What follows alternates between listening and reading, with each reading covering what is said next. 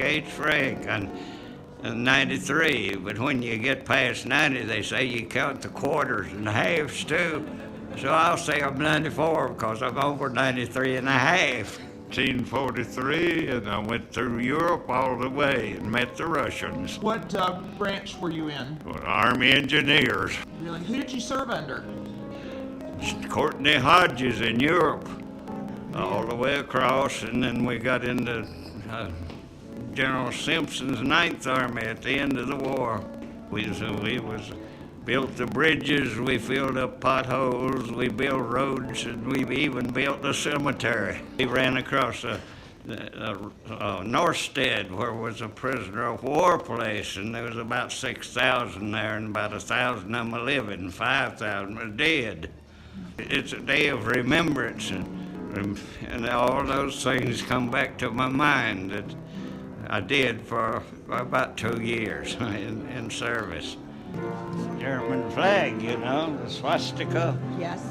And we're going to show you something here if you want to.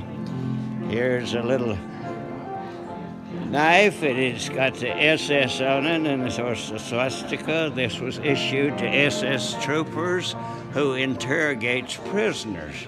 And when you interrogate prisoners, of course, what do you want? You want information. You just take out this little knife, what it's made for, you fasten the soldier's hand down on the table, and you stick that under his fingernails, and he'll talk. The book that the documentary man, it was made from that book.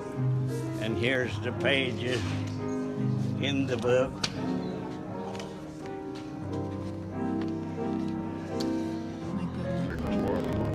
Here is our story of the cemetery and what it is in the children's book. The child, Grandpa's secret. And he tells the children what's going on here, and all these boys is being buried there. The children can't understand it, but the book is written so children can understand what happened in that era.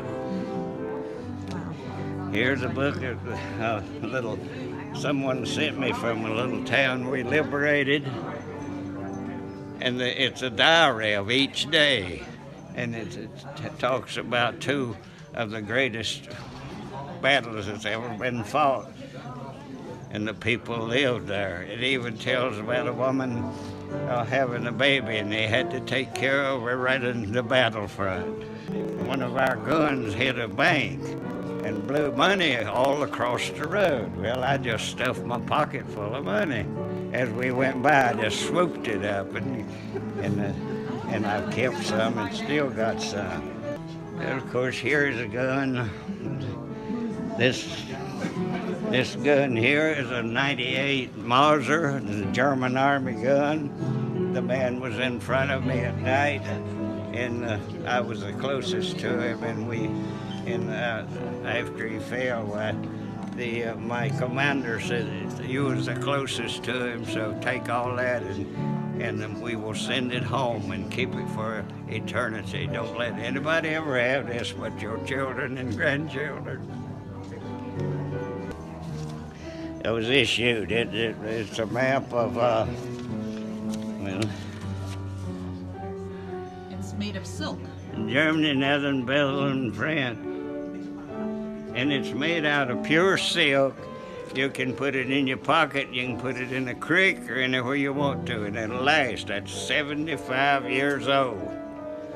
And it's in good shape yet. If you get lost, you just put it in your shirt pocket and keep it. And I did get lost one time. I got lost, you know, and I told the people that my southern drawl saved my life. And they said, what? We came up, I was lost and came back into our lines, and 2 big tanks sit there. And this fellow said, halt, which they do, you know, and what's the password? I said, I'm sorry, I've been lost 2 days and I don't know the password, but I can tell you the password for days ago. And, well, they said, the sergeant over here will check you.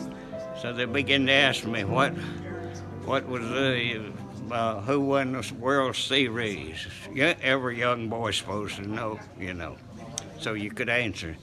I said, what's the capital of Illinois, and so forth. But about that time, one of the fellows in the tank stuck his head up and said, let him go. Said, there's no German in the world can speak like those fellows from the southern United States. And said, let him go.